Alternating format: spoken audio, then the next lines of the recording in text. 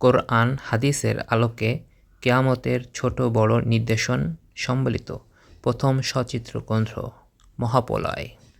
মূল ও বিন্যাস ডক্টর মোহাম্মদ আব্দুর রহমান আরিফি, অনুবাদ উমাইর লুৎফর রহমান। কিয়ামতের নির্দেশনাবলী মানে কি? নিদর্শন এমন কিছু বস্তুকে বোঝায় যা নির্ধারিত বিষয়ের আগমন সংকেত দেয়। কিয়ামতের নিদর্শন বলতে ওই সকল সংকেত উদ্দেশ্য যা কিয়ামত ঘনিয়ে আসার ইঙ্গিত বহন করে। কিয়ামত ওই মহাপ্রলয় যার প্রেক্ষিতে পৃথিবীর সমাপ্তি ঘটবে এবং সমস্ত সৃষ্টি জীব মহান আল্লাহর দরবারে উপস্থিত হওয়ার জন্য প্রস্তুত হবে। আরবিতে কিয়ামতকে আল সিয়াহ বলা হয়, যার অর্থ মুহূর্ত, কারণ কিয়ামত মুহূর্তের মধ্যে আপতিত হবে। এক নিনাদে সকল কিছুর প্রাণহানি ঘটবে। কিয়ামতের নির্দেশনাবলীর প্রকারভেদ। কিয়ামতের নিদর্শনসমূহ দুই ভাগে বিভক্ত। প্রথম ভাগ ক্ষুদ্রতম নিদর্শন, এটা আবার দুই প্রকার। ক. দূরবর্তী নিদর্শন, অর্থাৎ যে সকল নিদর্শন প্রকাশ হয়ে অতিবাহিত হয়ে গেছে, কিয়ামত থেকে বহু দূরে হওয়ার দরুন এগুলো ছোট নিদর্শনের অন্তর্ভুক্ত। যেমন: ১. শেষ নবী হজরত মুহাম্মদ সাল্লাল্লাহু আলাইহি ওয়াসাল্লাম এর আবির্ভাব। ২. চন্দ্র বিদারণ ঘটনা। ৩.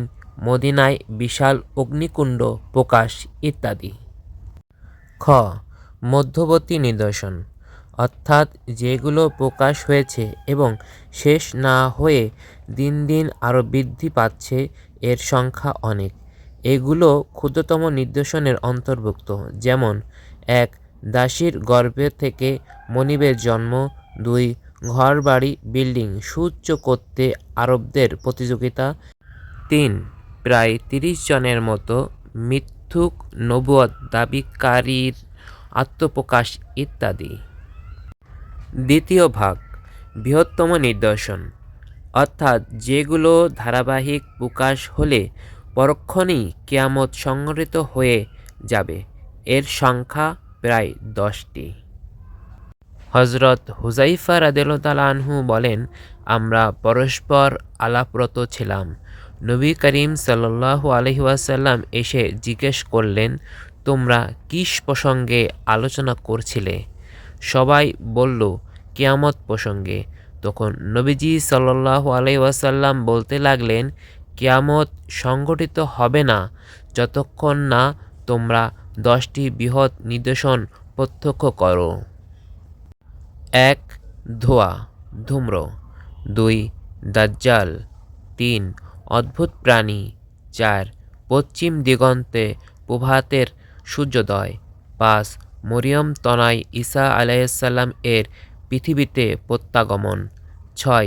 ইয়াজুজ মাজুজের উদ্ভব। ৩টি ভূমিধস। ৭.